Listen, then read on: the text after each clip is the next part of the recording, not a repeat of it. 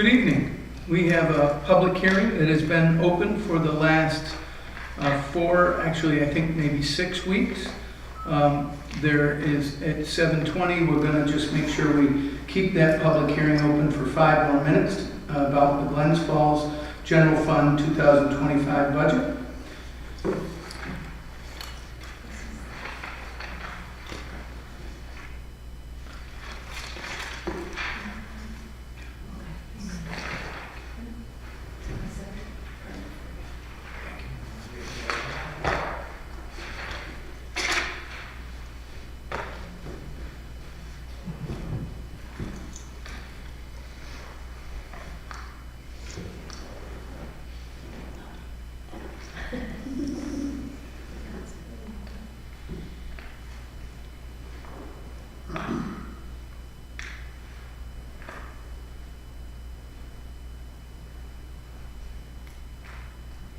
Yeah, you started to say about that company was putting in the sidewalks. I watched them do that side of the street.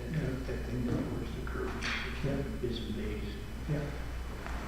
And they put a strip every floor. Pieces of concrete. They put a strip in there. So it doesn't break. Yeah, I'm gonna do this on the calendar right now. So I'm gonna pull it together and then it's there. So the original one, and I'll put in that it's on the schedule.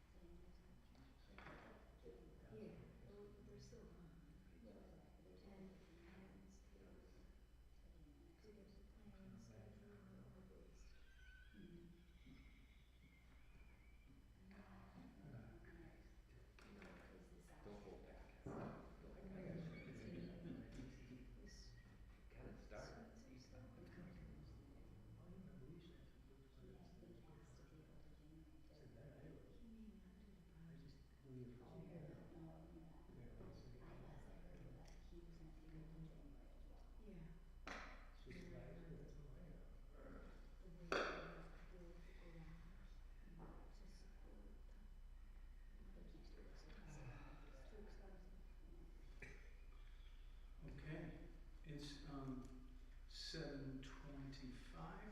so we'll close the public comment period for the, let's see, I wanted to say that today we're closing the end of the months-long work on the fiscal year 2025 general fund budget, including an extended public comment period. The final clarification of details like health insurance estimates came to us 2 weeks ago. I'm happy to be able to say that with significant input from the Common Council, that we've crafted a budget that meets our public safety and service obligations without needing a property tax increase. After all that hard work, we have a budget that is ready for a vote.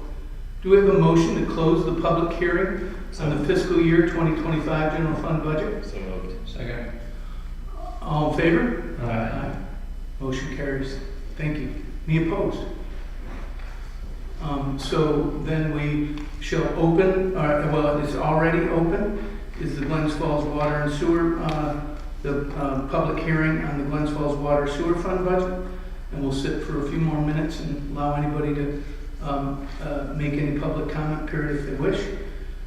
And we'll close that by 7:30 to start our regular Common Council meeting. Thank you. Peter, let me know if there's anybody online that has comment. Yes, sir. Yeah, can I speak from here or? No, you come to the microphone. Sure. Sorry, first time. No, that's okay.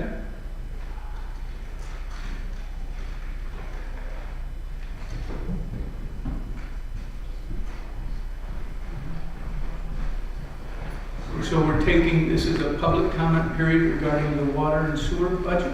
Oh, okay. I wanted to give some accolades, so this might not be the time About the to... water and sewer budget? About the Glens Falls Police Department and the excellent work they're doing. Awesome. We'll have public comment in just a few moments. Oh, thank you very much. Thank you.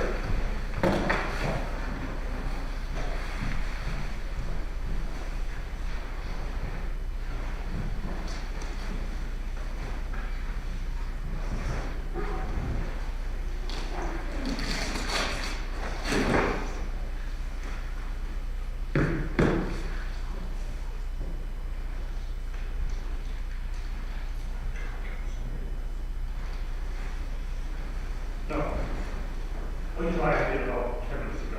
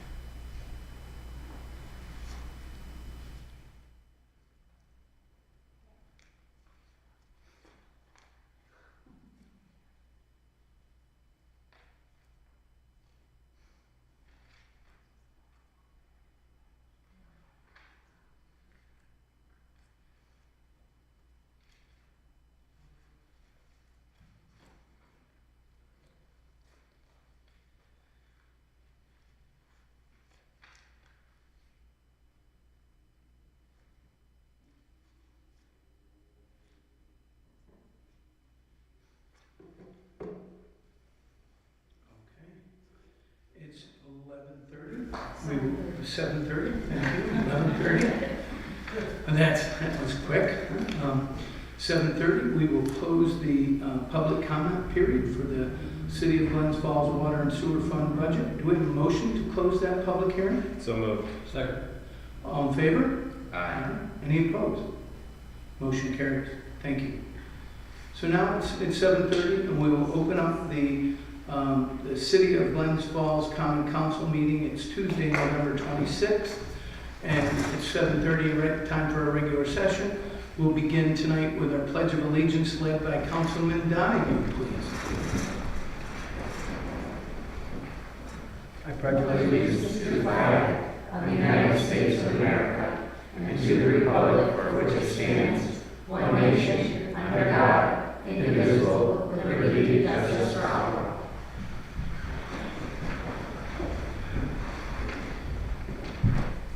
And so now we open our meeting to public comments. We ask you if you have any comment you'd like to make to the Common Council, that you please come up to the microphone and tell us your name and address, please.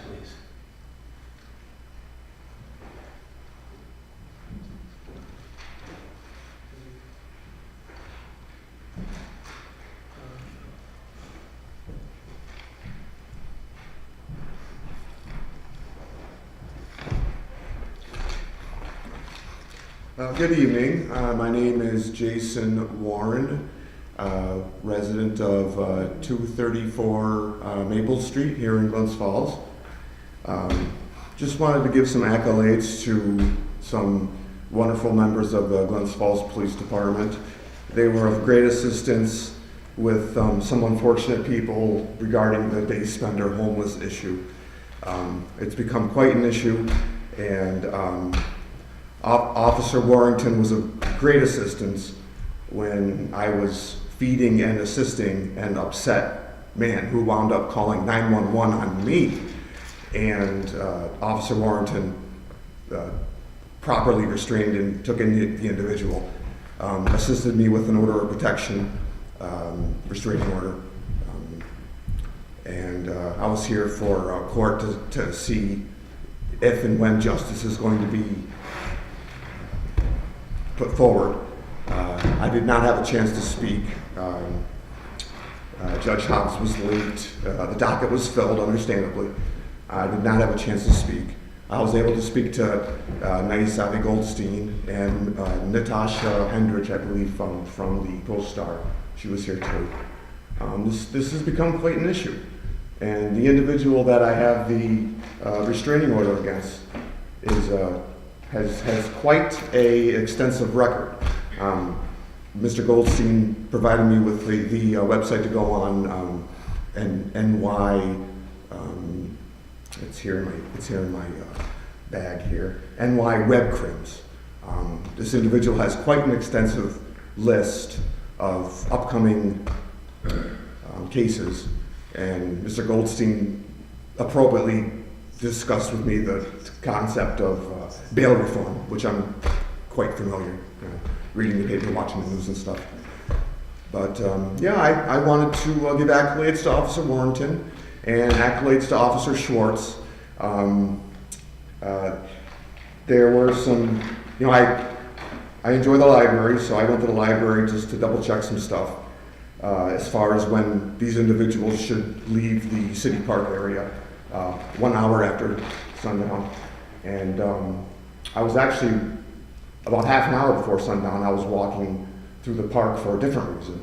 And I saw a mother and children going to the library, and these individuals blowing smoking in the area that they're not supposed to be smoking, blowing smoke in the direction of the children, which upset me.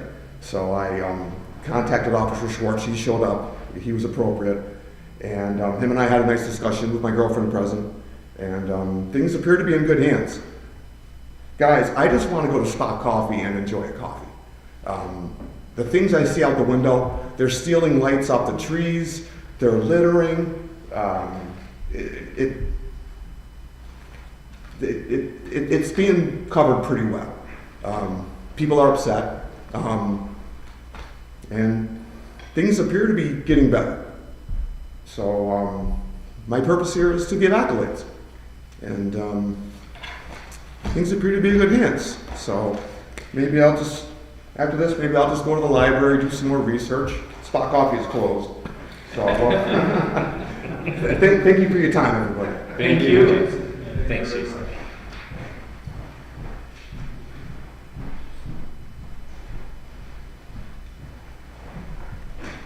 Good evening. My name's Heather Glenn Hall. I'm a resident of 12 Amethyst Drive, Queensbury, New York. I am the wife of Lieutenant Firefighter Douglas Hall. My husband was diagnosed with early onset Alzheimer's in February of 2024.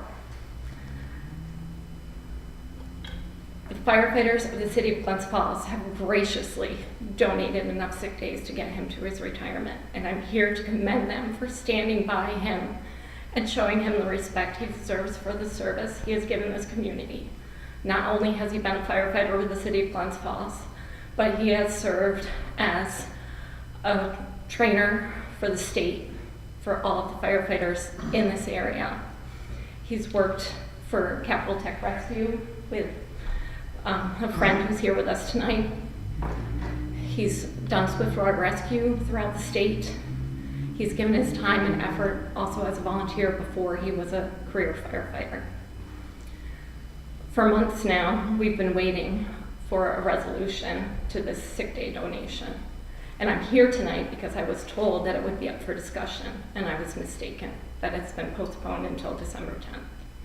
But I wanted to express my gratitude and a little bit of frustration at the continual wait for resolution for our situation. Thank you. Thank you.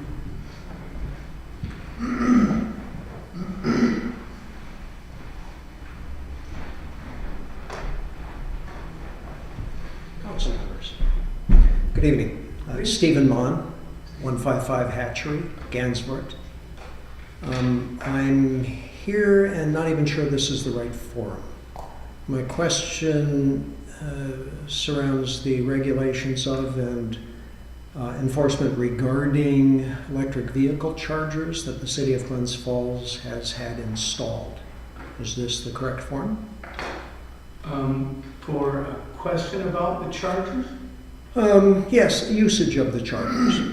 So, no, you can give my office a call and I'll find out information and can give you the answer. If you have a comment that you'd like to, this is a Well, I public do. comment, so if you'd like to comment on the fact that we have electric chargers and any concerns you might have, we'd be Yes. glad to hear that.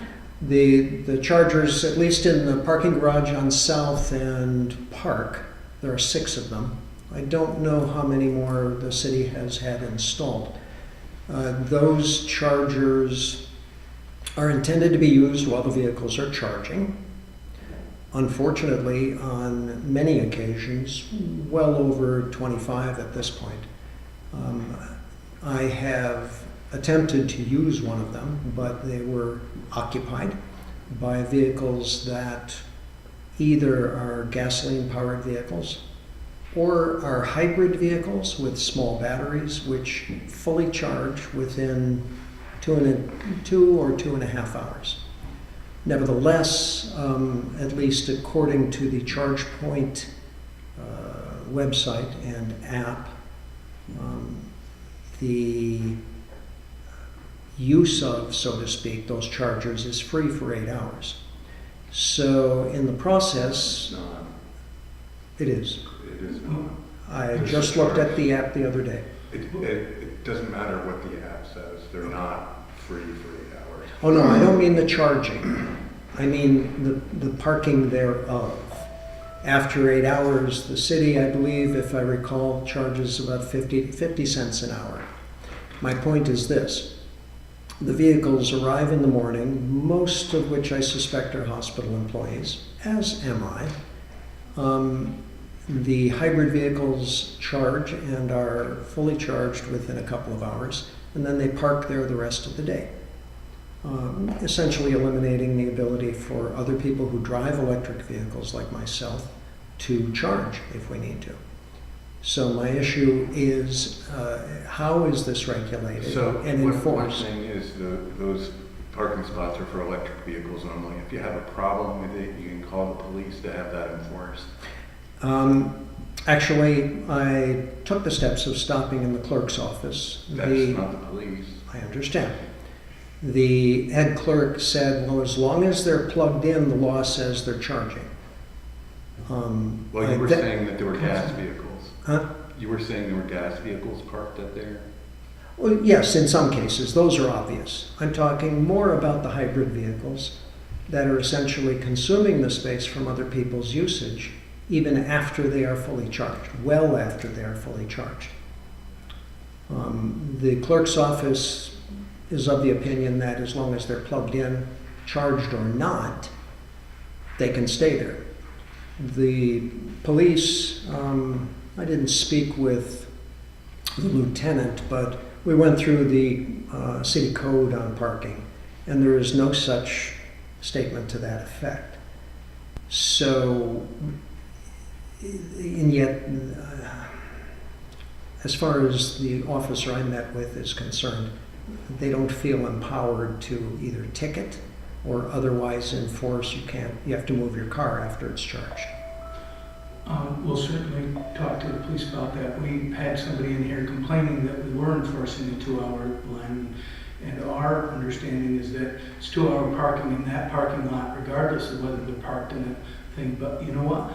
I want to let you make your comment, and I will not respond because that's what this is, a public comment. It's not a public debate. Of course. I'm glad you want to hear what you have to say. Let me take information back and make sure that we're doing the right thing. Mr. Mayor, thank you very much. Oh, thank you. Appreciate it.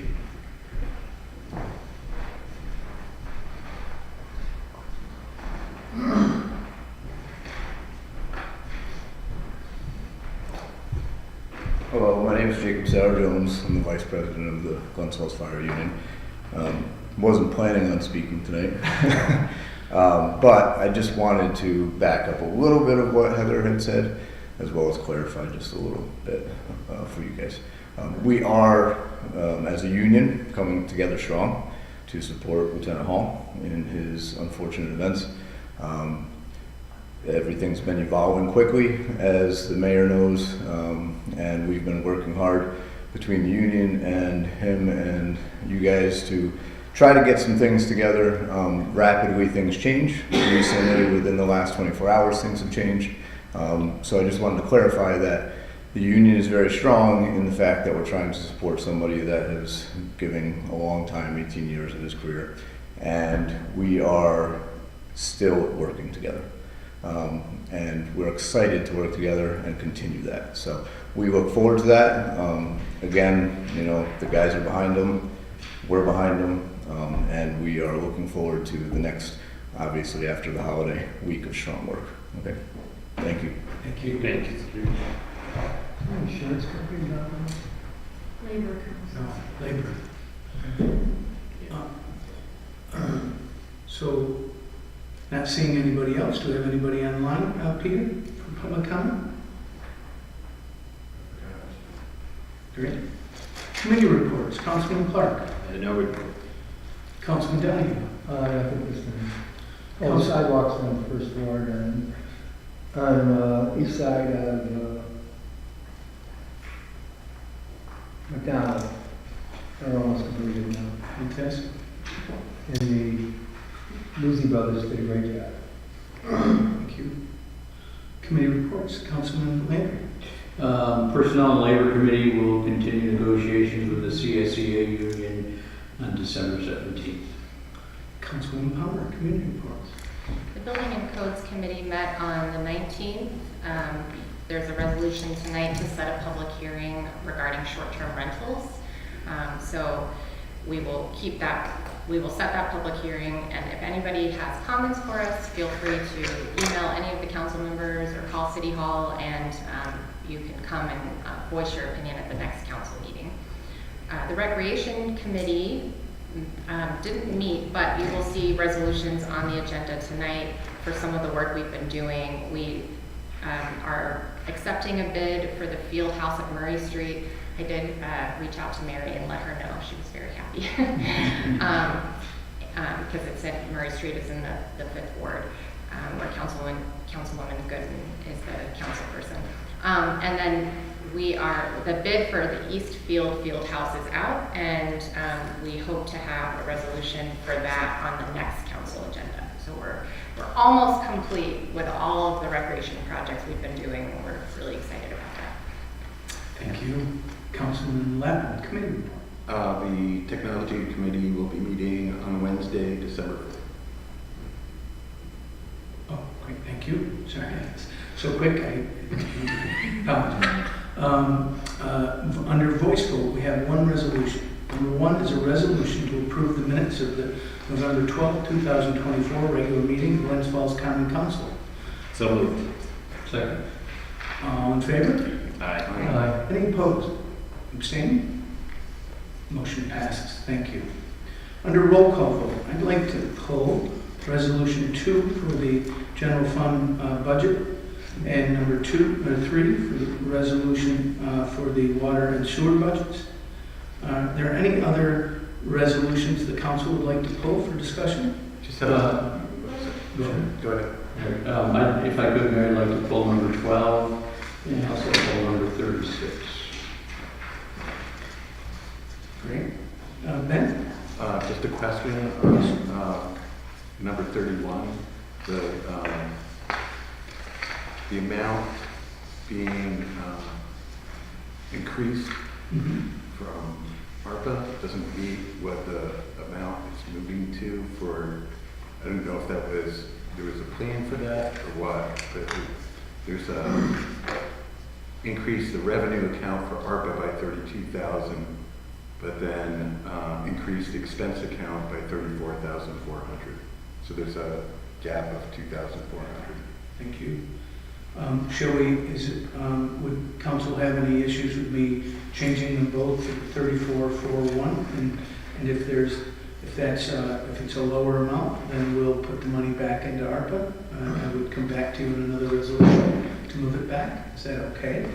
We have the exact amount in our packet, and then, so then we can just Wasn't make it sure we do it 34? right. Yeah. Yeah, I think it's the 34. It was 34. It was It's 34. 34. Okay, so, yeah.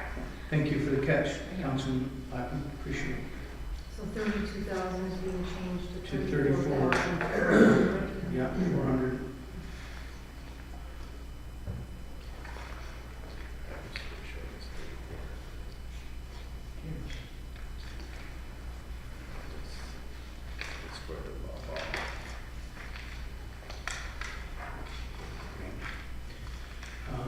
Any others? Oh, no, I'm sorry, I take that back, it's 32, no, hold on.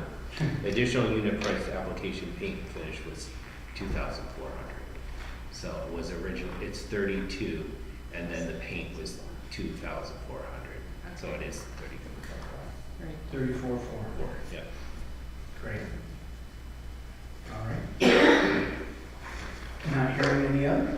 We'll do resolution, roll call vote, under roll call vote. Resolution 4, waive an open container ordinance, December 6th from 5 p.m. to 9 p.m. in the area bounded by City Park, excluding the Crandall Trust property, on Glen Street from the Circle to the Monument, on Maple Street from Bay Street, Maple Street from Bay to Ridge Streets, and the east side of Ridge Street from Maple to the Circle will not be included in this waiver. 5 is a resolution to request an approval for public hearing to be held on December 10th, 2024, 7:20 to support the Restore New York grant application for Foothills Builders, construct a mixed-use residential building at 109-115 Warren Street, Glens Falls. 6 is a resolution to increase revenue count A 009999-4089 ARPA by $4,000 and increase expense account A 56989-4487 other expert professional services by $4,000 to engage CT Mail to prepare and submit a Restore New York grant application and all the necessary documents per the attached proposal. 7 is a resolution to set a public hearing for proposed local law to be determined -2024 at 7:25 on December 10th, 2024 to amend Chapter 220 zoning and add the terms of the provision related to the short-term rentals based upon recommendations of the Building and Codes Committee and to authorize the city clerk to post notice for the public hearing. Only affected sections of the code pertaining to the proposed changes have been attached for reference. 8 is a resolution to increase revenue account code A00999-4089 ARPA by $529 and increase expense account A11325-4337 other control or other supplies by $529 for a new computer monitor, money counter, and anti-fatigue mats for the controller's office. 9 is a resolution to increase revenue code A009999-4089 government aid ARPA by $27,500 and increase A23410-4428 fire department building maintenance by $27,500 to insulate the Plug Works building on Dixon Road for fire department vehicle storage. 10 is a resolution to increase revenue code A009999-4089 government aid to ARPA by $12,500 and increase A23410-4428 building fire department building maintenance by $12,500 to increase to paint seal the fire and fireproof the insulation at the Plug Works building on Dixon Road for the fire department vehicle storage. 11 is a resolution to approve the contract with 40 Pay to allow Building and Codes Department to accept online payment for services rendered by the city in commission of its duties. 12 is pulled. 13 is a resolution to increase A009999-4089 ARPA by $101,202.10 and increase expense line A23120-2300 motor vehicle equipment by $101,202.10 to purchase 2 new detective vehicles and equipment with the needed hardware to update radio equipment and other units. 14, resolution increase A 009999-4089 ARPA by $24,600, increase expense line A 11620-4479 other contracted services by $24,600 to contract with CT Mail for architectural and engineering services for the remodeling of the city clerk's office. 15 is a resolution to approve updated fee schedule for the city parking garage. 16 is a resolution to increase revenue account A 009999-4089 ARPA by $9,875 and increase expense account A671402,500 by Rec DPW other equipment by $9,875 for new landscape trailer for the rec department. 17 is a resolution to increase increase 009991,589 other public safety income by $9,240 and increase A23120-1000 police department personnel services by $9,240 as reimbursement for the school resource officer for the month of October 2024.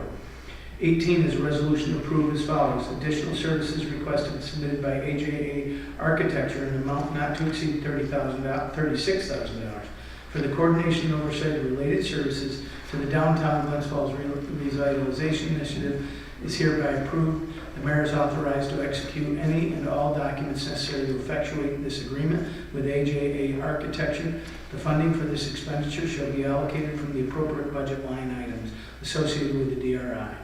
19 is a resolution to decrease expense line A1149044428 building maintenance DPW by $13,270 and increase A2341044428 building property maintenance fire department by $13,270 as fire department will taking over the project of the arranging garage space at the Dixon Road property. 20 is a resolution to approve the settlement of the 2020, 2022, and 2023 real property tax law, Article 7 proceedings entitled Medline Industries Inc.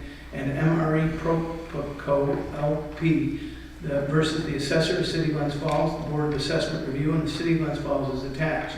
The Common Council hereby authorizes the Special Counsel for the City, Carla Williams Bittner, to sign a stipulation order of settlement resolving this matter in a form similar to the form. 21 is a resolution to increase revenue code A009999-1589 public safety income by $1,799.03 and increase revenue code A23120-1100 police department overtime by $1,799.03 as a reimbursement for police presence during various Glens Falls school events. 22 is a resolution to increase revenue code A009999-2680 insurance recovery by $3,081.41 and increase A23120-4352 police department motor vehicle repair by $3,081.41 to repair a police vehicle. 23 is a resolution to decrease funds in the amount of $500 from the Smart Cities Innovative Grant Equipment Line J56898-2000. Increase funds in the amount of $500 Smart Cities Innovation Grant Supplies Line JU 56989-4300 Glens Falls Economic Development in the Glens Falls Development Office. 24 is a resolution to approve a contract agreement with CT Mail to do Glens Falls landfill site evaluation to satisfy site monitoring requirements in the amount of $3,400 with the proposed work being done. 25 is a resolution to increase A009999-4089 ARPA by $4,185 and increase A11315-4479 other contracted services by $4,185 to pay MMB plus CO for work related to expenditure of ARPA funds. 26 is a resolution to increase revenue account code A009999-4089 ARPA by $28,000, increase expense account A1149044428 building DPW building maintenance by $2,800 for the purchase and installation of the new overhead doors at DPW storehouse. 27 is a resolution to increase revenue account A0099-4089 ARPA by $2,000, increase expense account A1149043668 DPW plumbing and heating by $2,000 for new baseboard heaters and wire connectors at the DPW storehouse. 28 is a resolution increase A23310 to 2400 electric highway street equipment by $14,885.06, and increase revenue line A009999-2680 insurance recovery by $14,885.06 to pay to repair 2 city light poles and a park bench that were damaged. 29 is a resolution to increase revenue account A009999-4089 ARPA by $1,100, and increase expense account A67020-4479 other contracted services by $1,100 to pay Paradigm Environmental Services for asbestos study and services. 30 is a resolution to contract AJ Catalfamo as per COGF-RFQ dated 9/27/24 to do the work on Murray Street Playground Open Air Pavilion in the amount of $160,375 to increase account revenue line A009999-4089 ARPA by $160,375 and increase expense account A67020-4479 other contracted services by $160,375. 31 is a resolution to award AJ Catalfamo the bid on CGF 2411 to do the work on the Murray Street Playground lax ball wall at Murray Street Playground in the amount of $34,400 and increase revenue account A009999-4089 ARPA by $34,400 and increase expense account A67020-4479 other contracted services by $34,400. 32 is a resolution to decrease expense account A067020-1000 recreation personal services by $7,270 and increase expense account A670202-2500 rec and other equipment by $7,270. Recreation is purchasing a 2024 Olympia battery edger for the ice rink. 33 is a resolution regarding Larry Clute. The mayor signs a license agreement to permit the driveway construction on Arlington Paper Street, tax map number 309.16-72.3 as attached. 34 is a resolution to increase revenue account A009999-4089 ARPA by $11,646 and increase expense account A233104374 electrical supplies by $11,646 to pay for needed conduit and wire to install additional security cameras in city parks and playgrounds. 35 is a resolution to approve mobile food unit license number 45-2024 Thomas and Megan Festa DBA Clever Cleaver 55 Pine Street, Granville, New York 12832 to vend in City of Glens Falls City Park for the Adirondack Holiday Festival from December 6th through December 13th, 2024. 36 is a full. 37 is a resolution to approve improve encroachment permits number 82-2024 and 83-2024 based on approved layouts and in compliance with PROAG regulations. 38 is a resolution to increase revenue account A009999-4089 ARPA by $3,434.70 and increase expense account A1162-4379 other supplies by $3,437.70 to purchase new chairs for the mayor's conference room. 39 is a resolution authorizing community development manual payments in the amount of $14,320.94 to pay for a newspaper advertisement seeking rehabilitation contractors for the city's program. and to pay administrative costs from the home purchase program, to reimburse local not-for-profit eligible for emergency food purchase expenses, and to pay for lead-based paint clearance on a project home. 40 is a resolution to increase revenue account A009999-4089 ARPA by $4,800 and increase expense account A56989-4339 computer supplies by $4,800 to purchase 2024 VRIP grant application program. 41 is a resolution to increase revenue account A009999-4089 ARPA by $6,635.53 and increase expense account A11685-2030 computer equipment by $6,653.50 to purchase engineering PC and 2 laptops for the DPW. 42 is a resolution to increase revenue account A009999-4089 ARPA by $34,900 and increase expense account A116204479 other contracted by $34,900 to purchase an awning for entry of City Hall. 43 is a resolution to increase revenue account A00999-4089 ARPA by $2,379.48 and increase expense account A116204379 other supplies by $2,379.48 to purchase 12 new chairs for the concert table on the second floor lobby area.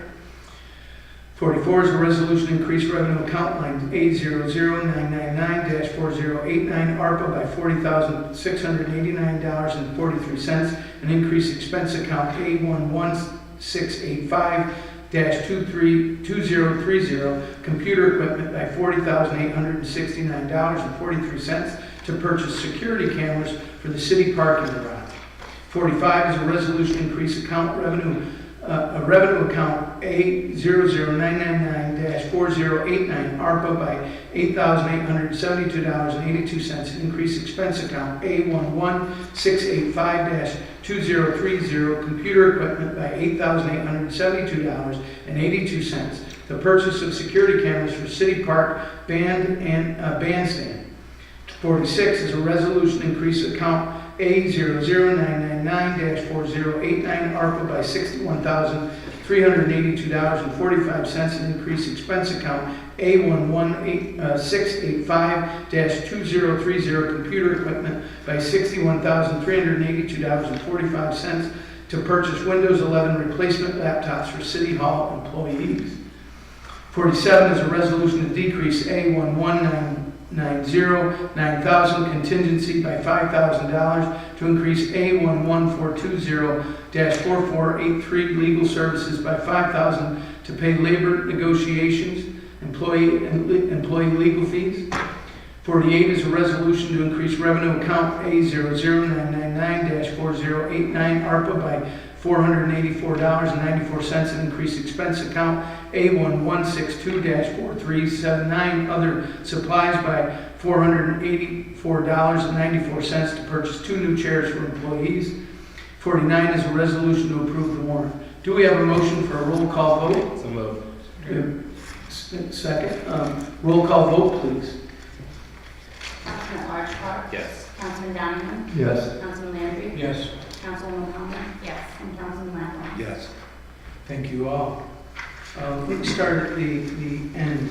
We had pulled resolution 12 and 36 and 30, we didn't pull 31. So let's start with resolution 36. It's a resolution to approve an encroachment permit for number 48-24 for Joseph Gagliardi, 131 Hunter Street, Glens Falls, to add a proposed 7-foot by 5-foot concrete pad from the sidewalk to the road with an unfavorable advisory opinion from the city engineer, subject to the work being completed no later than May 31st, 2025. Let me explain.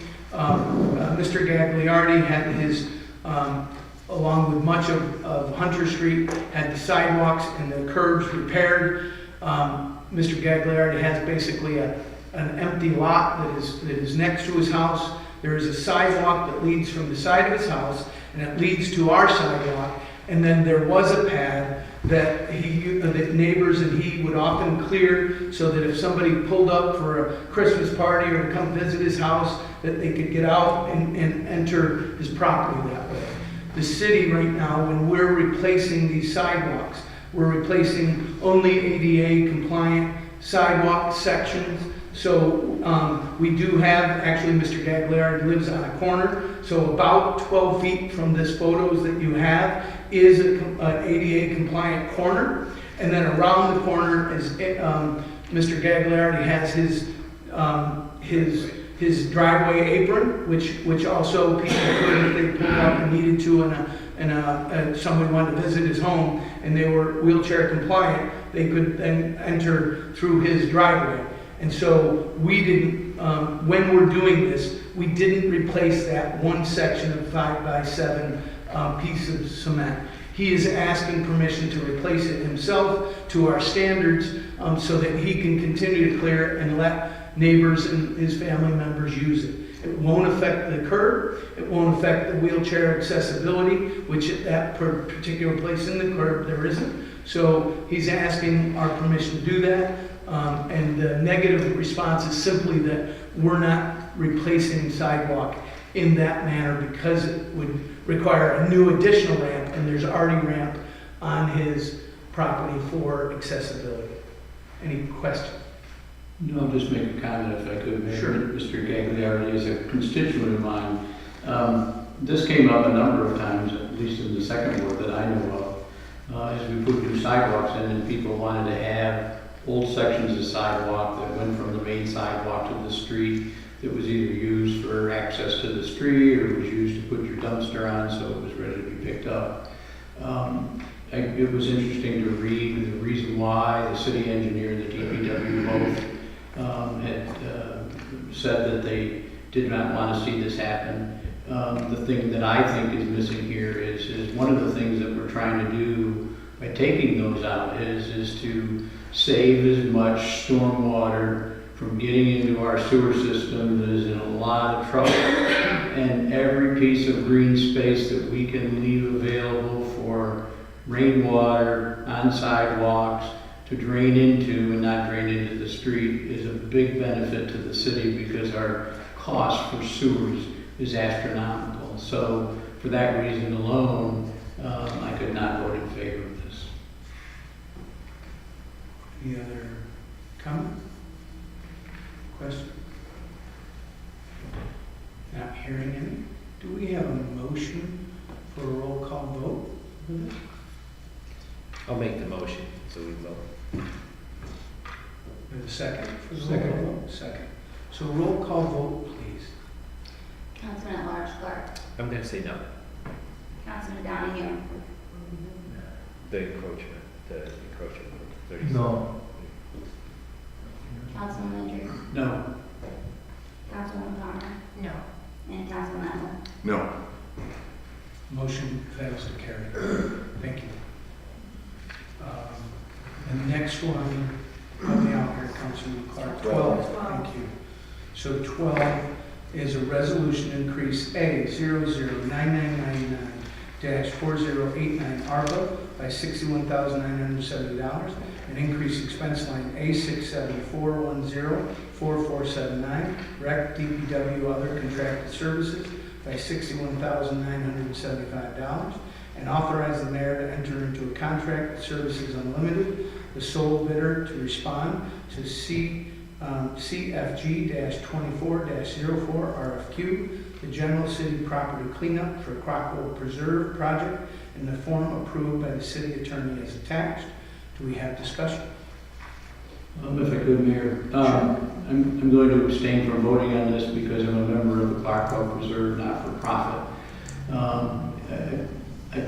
First of all, I want to thank the council for their support in a project that's all on paper right at the moment, but with strong backing from some very active local citizens who have skin in the game at this point in time, have a true vision of where we should go with this park and developing an environmental education center, for its regional nature. It's owned property owned by the city of Glens Falls. It's in the town of Queensbury. We've received support from Warren County, and it's in their comprehensive plan that section of Warren County would be ripe for this kind of development. And to also let people know that our goal moving forward, now that we have this last piece, which is to get that property cleaned up and secured so it's no liability to the city until it's developed, our goal is to complete this project with no effect on local taxpayers' property dollars.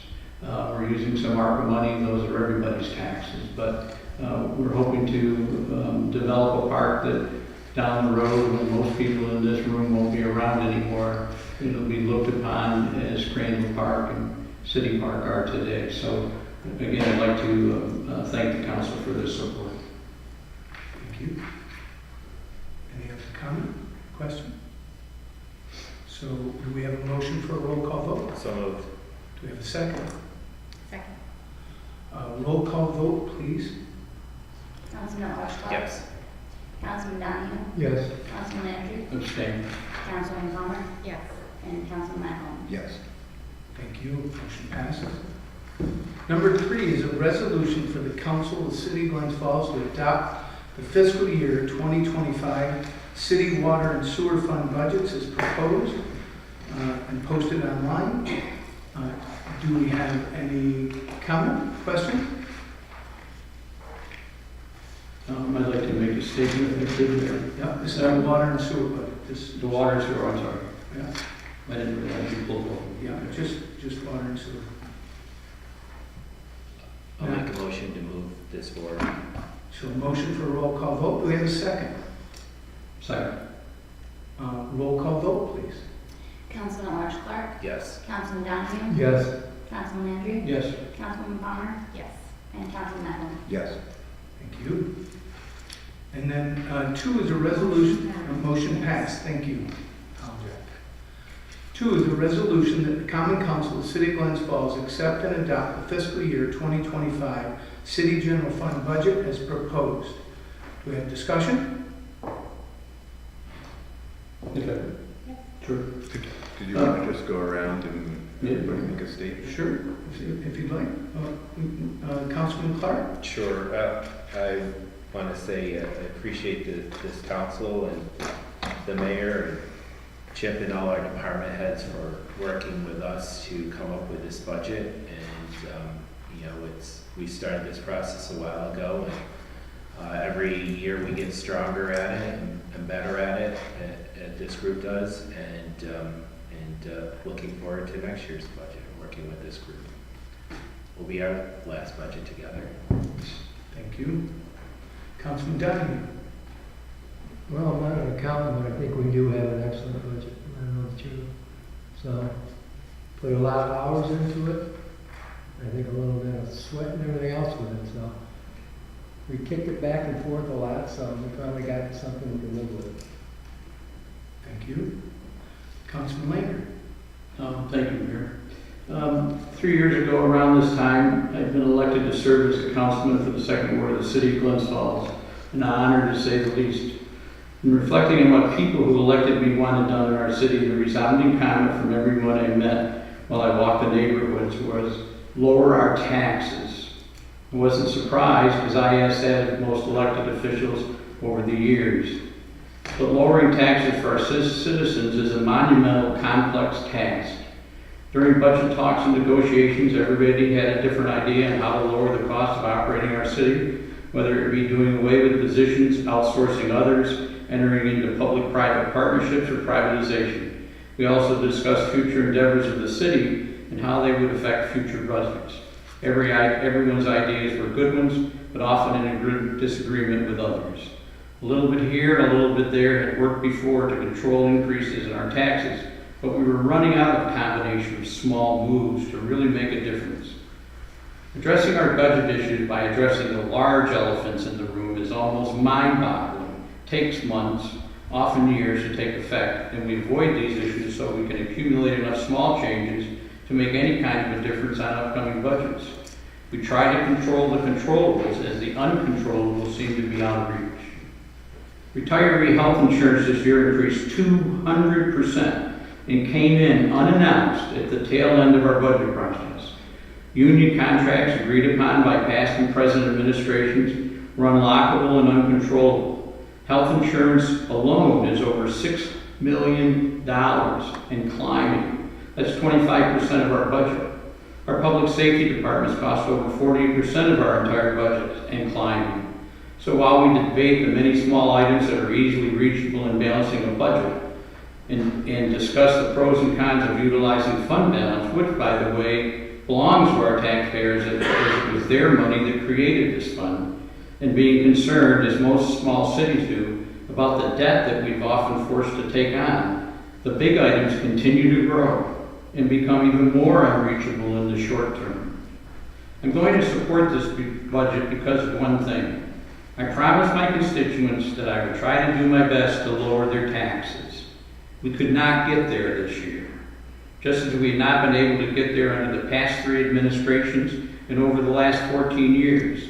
Some of you were part of those administrations, so you know how difficult this process is. But what we did do this year is we stopped the bleeding from our citizens' wallets. There will not be a tax increase under this budget. Let me repeat that. There will not be a tax increase under this budget. Is it a perfect budget? For sure it's not. But the discussions, heated at times, has allowed us to make headway needed this year and as we move forward. So if it's not perfect, what do I think we need to do? We need to start tomorrow, not after the beginning of the year, to tackle the big elephants in the room. I challenge the mayor and the council to do the following. 1, establish a finance committee. I can't believe we don't have one. There is revenue to be made in the areas of investment that are being missed as we sit here tonight. This committee would also be responsible to develop a better working budget process, keep the council better informed on its day-to-day finances, and hopefully assist in adding to the reduction of costs or the increase of revenues. 2, investigate becoming self-insured for our health insurance. Presently at $6 million and climbing, and again, that's 25% of our budget. We must find some alternatives that may allow us to better control these costs. The health insurance industry is out of control as I see it, and we are the recipients. 3, as I said, public safety is costing taxpayers $10 million a year. Again, 40% of our budget. You would expect that at that price we would get the best service available. The police and fire department want to give us that best service, but they're restrained by the tax dollars that we have to spend. We need to reach out to both of those organizations and begin discussions with them on to how we can give top-notch service, the best service available to our constituents. These are huge items, and we need to be aggressively starting them immediately. Pretty big elephants they are for sure. A monumental task to say the least.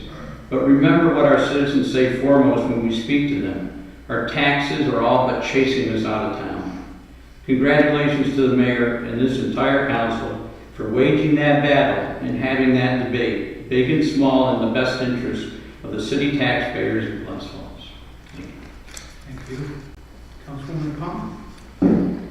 So I first want to thank the department heads and the council for months of discussion, which I think were fruitful. We were able to agree on some changes. I'd also like to say that I appreciate that we started the budget process earlier and were able to align our budget process with the charter. Thank you to Councilman Lapham for laying that out for us as well. But I'd also like to make some comments about my feelings about the budget. So it's no secret that I have a very different perspective about the budget than the mayor. We're not arguing about the numbers presented today, but we see them very differently. Our perspectives on how we got here, what we need to do next, and our vision for a sustainable and fiscally responsible Glens Falls are fundamentally different. Over the past several years, I've consistently raised concerns about the city's fiscal trajectory and advocated for structural changes. While I've worked hard to address these issues and have successfully pushed for some reductions, there's a limit to what can be accomplished within my role on the council. The time to make significant changes to this budget has passed, and my vote tonight reflects the values I've been advocating for all along. Each year, the mayor proposes a budget where planned expenditures exceed projected revenues, and this gap continues to widen. In 2023, the deficit was 1.574. In 2024, it was 1.9, and this year it's 2.187. Despite months of discussions between the council and department heads, this year's budget includes a planned deficit of over $2 million. Initially, the deficit was over $3 million, but through extensive deliberations, the council managed to reduce many of the proposed expenses. However, even with these adjustments, we are still left with a deficit exceeding $2 million. We've had a number of surpluses, such as the $12 million in American Rescue Plan ARPA funds, and factors beyond our control, such as a high inflation economy with increased sales tax revenue that was seen not just here, but municipalities across the country saw increases in sales tax revenue.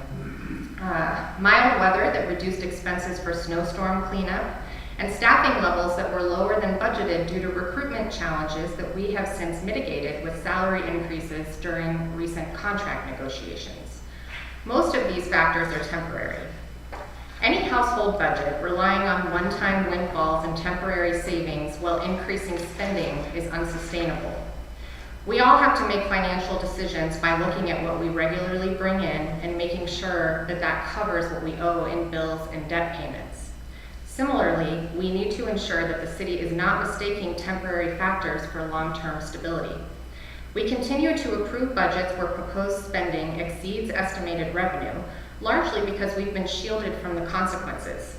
If we don't look at why we've been set up for success by actions of the past and how we've been buoyed by circumstantial factors, we may interpret this as a license to overspend, risking a return to challenging times.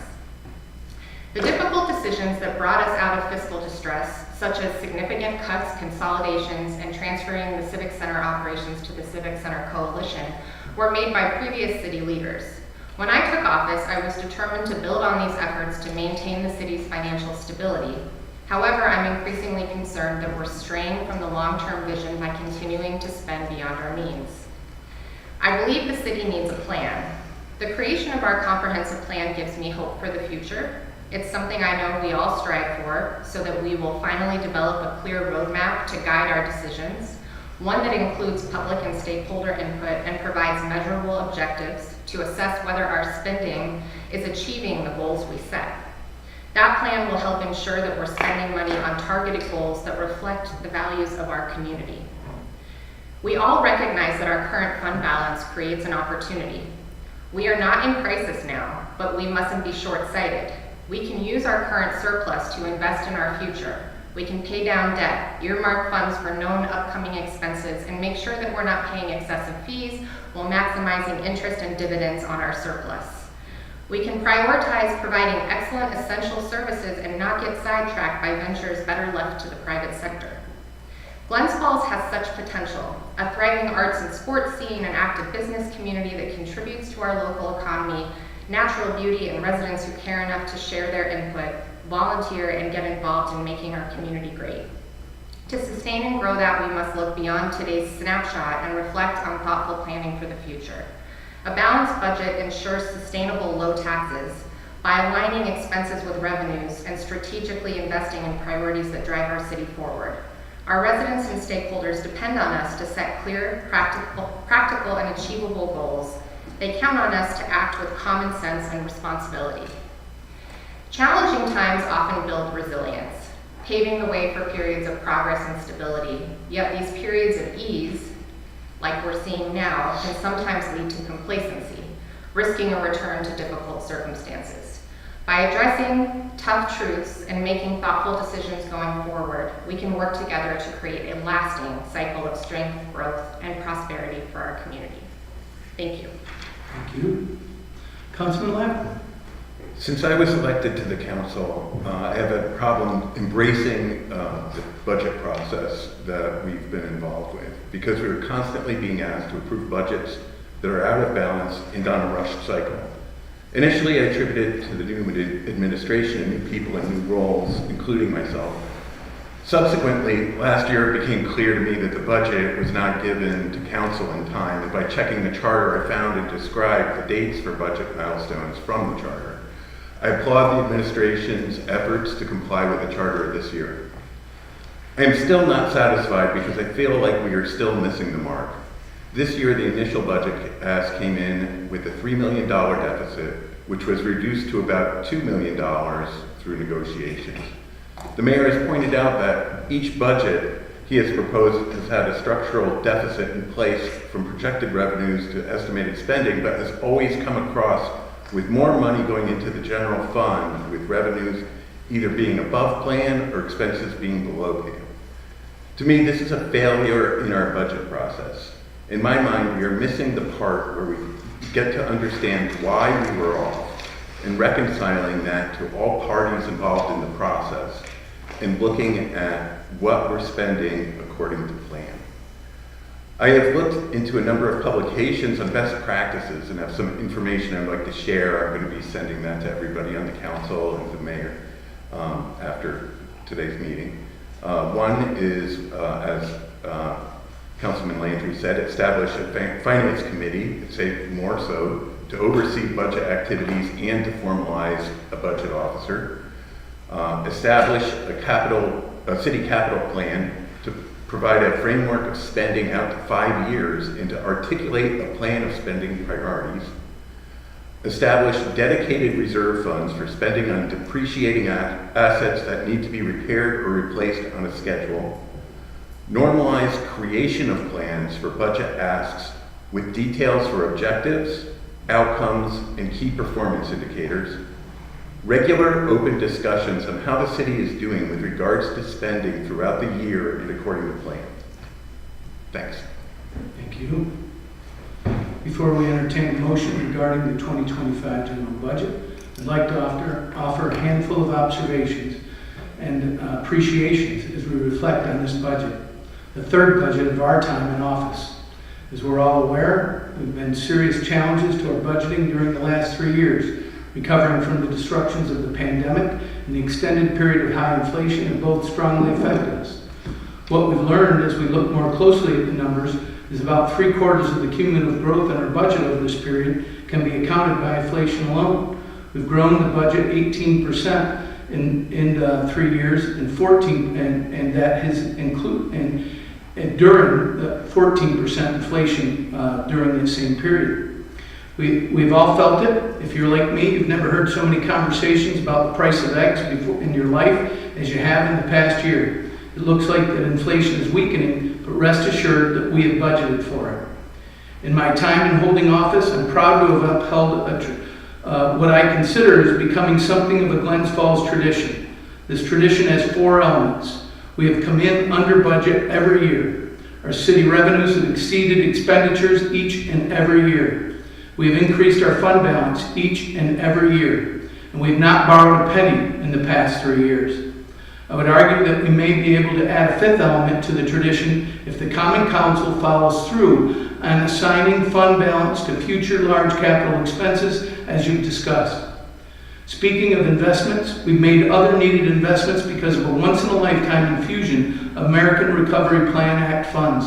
Careful management of money that was completely outside of our budget process has allowed us to not only complete several projects that we have been pushed to the back burner, in some cases for years and years, but also to purchase equipment that will increase the efficiency and effectiveness of our city services well into our future. These range from modernized timekeeping systems for the city staff to a specialized camera system to inspect our water and sewer infrastructure.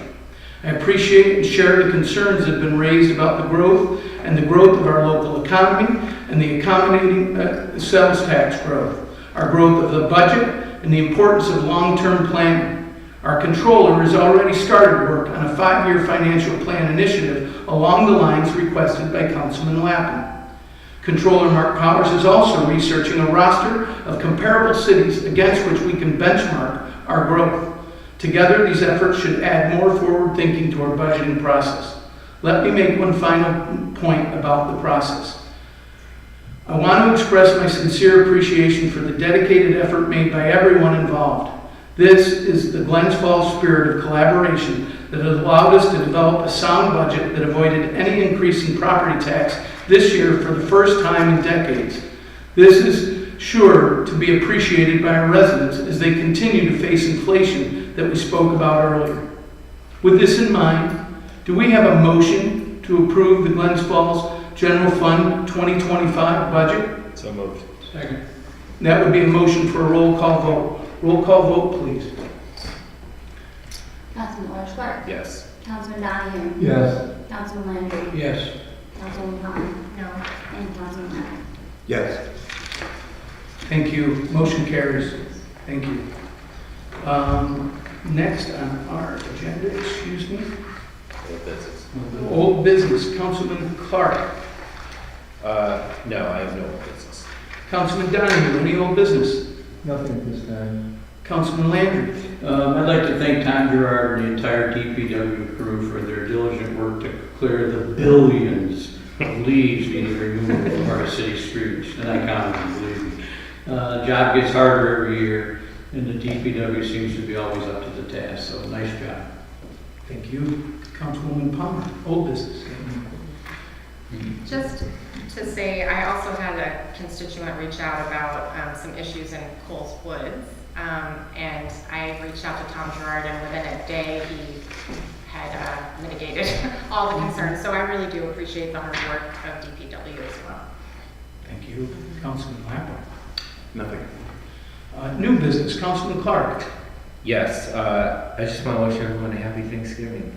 And we've got a lot of activities happening on Thursday with the Open Door Mission Scott Wobble, which I believe the mayor will be participating in.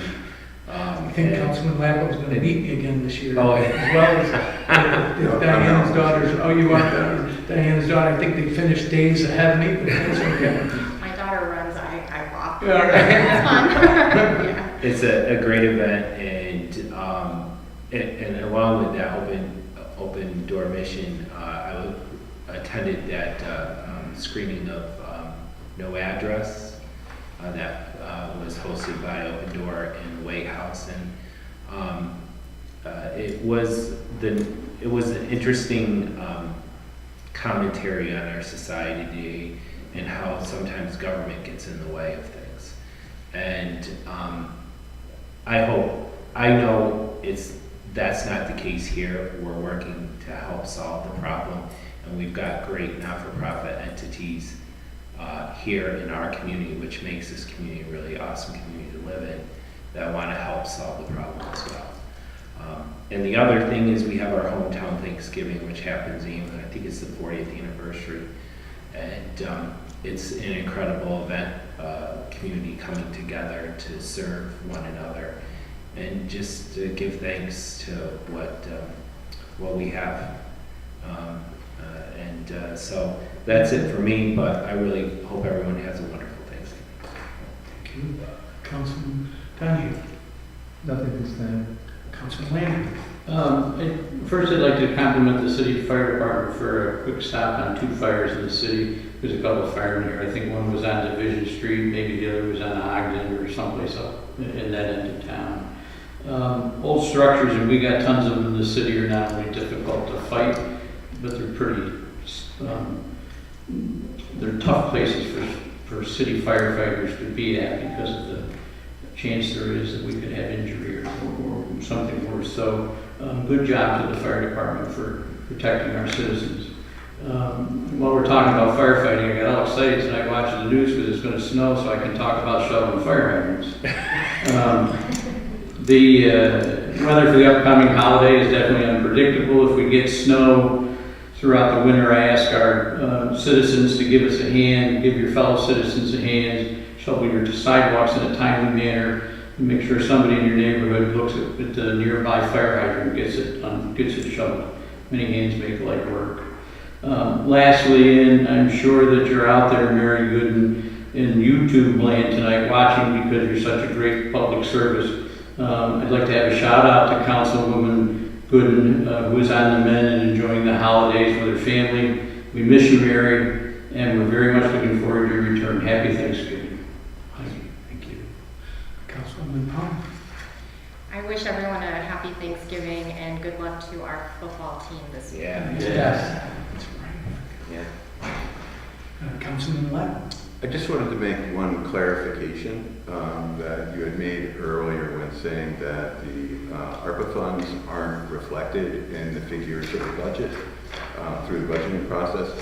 I'll just say in today's budget, we approved $645,000, $66.45, and that goes into revenue count A009999-089. So it does get into the part when we take a look at spending over 1 year and we look at our audit and we see that we've had this much more revenue come in and this much spending go out. That is absolutely captured in that part. Thank you. So under new business, I would like to recognize Firefighter Hall's wife. I wanted you to know that I didn't say anything during the comment period because I'm trying to make sure that I don't interrupt people. I have a bad habit of it, and I'm trying my best to not do it no matter what. I want you to know that our thoughts are with your husband, and we will do what we can. Right now, we need to have clear understanding of what the cost will be, and that the council decide that in executive session. And that's what I've asked the union to do. I believe if you ask them, they'll tell you that your husband's a hero. He's a hero for the 17 years that he was here. And if we can do this, that we will. It's about finances. It's not about worthiness. I believe everybody feels that way, and I just want to say it for the record because I want you to know no matter what we can do, that is true, okay? I mean, there's nothing that could replace his and his fellow firefighter service to the city, okay? It'll only be a matter about finances and can we do it? I actually didn't know until just a month ago that it was legal to do between our two attorneys. I was pretty sure it wasn't legal, and so I'm glad to be proven wrong, and we got to look at those numbers, and I just wanted you to know that, and I hope you guys have a happy Thanksgiving. You have my thoughts with you tremendously. Second, I do so much, Councilman Lapham, respect your opinions. What I mean to say about that ARPA money is that it is not considered at all in our budgeting process. And what happens is when we spend that money, it goes into the budget and out of the budget immediately. And so it does not affect if we come in or over budget. We never use that number to go, well, we came in $3 million under budget. No, it's not in the budget at all. Currently, this 2025, ARPA money is not, we didn't plan on it. We're not talking about it. We don't budget for it. We can't budget for it.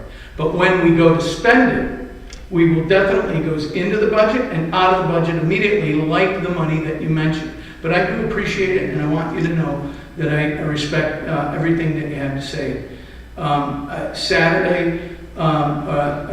Thursday is the Gobble Wobble. It starts early. There's over 1,000 people. Please come and run for a great cause for Open Door. It's an honor of mine to be able to start the race, and then I don't think you could call it running in it, but participating. I certainly try. And then Saturday is the setup for the Festival of Lights. This will be the second year that I get a tree for the Kiwanis. It's a fundraiser for the Kiwanis in Crandall Park. And then the next Saturday will be the opening ceremony of that. I get to lead that too. And that's an amazing thing that I get to get my nieces and nephews to get a light or to get trees and things for my family. And it's, I tell you, it's made a big difference in my family's the way we handle Christmas. So I want to recommend it for anybody considering.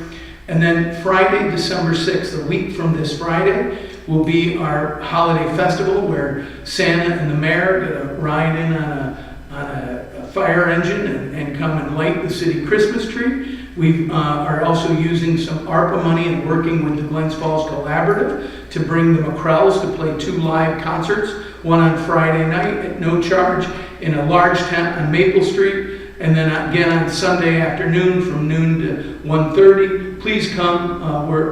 It's an amazing thing. If you've not heard the McCrells do their Christmas show, it is worth the price of admission. And they're coming to Glens Falls not once but twice, the weekend of December 6th, 7th, and 8th. So thank you. If now we go back to public comment. Is there anybody from the council, or excuse me, from the public who'd like to address the council? I'm Leslie. I'm the last person probably before your holiday break, but hi, Mayor and the council. Thanks for meeting tonight and allowing public comment. Claudia Bramer. I'm a resident of Glens Falls. I'm coming straight from the Glens Falls School District After Prom Party Committee. And I know that you were all mailed letters asking for your support of the After Prom Party Committee. We're raising funds to have cool activities for the kids so that they're going to have a safe place to go after prom next spring. So if anyone needs an extra copy of the letter, just let me know and I will give it to you. And I just thought I'd give a shout out to the committee while I'm up here. When did you have that? They got mailed out recently to your City Hall addresses, so I'd be happy to give you one. Yeah, please. Thank you, everyone, and happy Thanksgiving. You should Thank have you. good one. Jeffrey? Thanks. Sorry, Claudia. It was second last. Maybe I'm not last either. Good evening, everybody. I won't take very long. I know it's been a long meeting here. I just wanted to share a couple of things with you. Excuse me. No, the microphone works well. I just want to share a couple of things with you. Cognizant of, obviously, at the tail end of the budget process, and recognizing that obviously expenses are always something you need to be careful about. We don't have the luxury as a city, small municipalities don't have the luxury of the federal government, where when you don't meet your budget, you just print more money. At the same time, the other side of that, of course, is that when you're a small city like this, what you need to rely on is growth. And we are inherently constrained from growth physically because we're just a 4 square mile, 2x2 city. So I want to share with you a couple of things that are sort of, as the person who's largely responsible, at least at the municipal level, for sort of driving whatever economic growth we can out of our small 4 square mile city. A couple of stories, or a couple of documents. The first is a story that just recently came out in the Albany Business Review. This is a story that really talks about the activities that are going on down on South Street. And I was actually, to be honest with you, I was approached about this story almost immediately after the council passed the budget resolution to sort of complete the DRI back a couple of months ago, I think. Incidentally, I put the cover there just to show that how highlighted the story was, not because it shows me on the cover. It's not a very flattering picture, quite frankly. But one of the things that was sort of highlighted in this, that was sort of brought up to me, I talked about when we passed the budget back in, I believe, September, to finish the projects of the DRI. I talked about the roughly $45 million of other public and private investment that was being leveraged. But what I failed to mention, or failed to realize at the time, I hadn't really done the study on it, was other investments that had been made. For instance, it was brought up to me, of course, we knew about it, but the $16 million that Glens Falls National Bank spent on their expansion on South Street. The $2 million that Chris Patton, of course, who's working down, looking now at a project he's going to be in front of the planning board on South Street. The $2 million he spent several years ago at 274 Glen, the building he renovated at the corner of South and Glen Street. $1 million that was roughly spent at 60 South, that Greg Singer and Larissa Ovitt spent right across the street from the Market Center. And then, of course, the article references another perhaps $3.5 million that Ryan Connor and his wife are planning to spend to expand on Tom O'Neill's Union Square building, and another potentially $5 million that Chris Patton is looking at the purchase and renovation of the 2 buildings on South and at the end of South Street there at South and Broad. So in addition to the, let's call it $45 million that we had talked about earlier, you could also add almost another $25 million in this additional spending, assuming that it all goes forward. I mention all this because This is, when you're talking about revenue at a city level, this is durable, right? Property taxes are one of the things, unlike sales taxes, and certainly a lot of these things, and it's not my job to get involved in annual budgets other than my department, but when you're talking about the vagaries of revenue, you're basically looking at your tax base, sales taxes, maybe there are influxes here and there, but property taxes are durable, right? And, you need to expand your tax base. When you're going to do that at the city level, and you're such a small city, what you do is you do it by sort of infill. And we're really looking at infill, both large and small. And when I say large and small, I mention that because of the second document I'm going to give you, which is an announcement we just received last week. In addition to sort of trying to do some of these larger renovations, one of the resolutions was about the what they call the VRIP, the Vacant Rental Improvement Program. The city was just announced among, I believe, about 10 or 12 communities around the state. We just received $1.09 million for the Vacant Rental Improvement Program. And what this does is it allows owners of small buildings with sort of 1 to 5 units that can rehab vacant spaces, whether it's spaces that haven't been used for a while and need substantial renovations, spaces that are being repurposed as offices or something else. So in a city like ours, this is another program that can be invaluable, not just valuable, but invaluable in trying to sort of repurpose spaces. Again, when you have the kind of spaces, you need to repurpose them in order to sort of increase your tax base. So I just want to make you guys all aware of that, and to wish you a happy Thanksgiving as well. Okay, Jeff. Thanks, Jeff. I'm really grateful for all of the people who are investing in the city of Glens Falls, as I know we all are. It's very good news. Not hearing any more. Do we have a motion to adjourn? So moved. Second. All in favor? Aye. We are adjourned. Thank you very much. Happy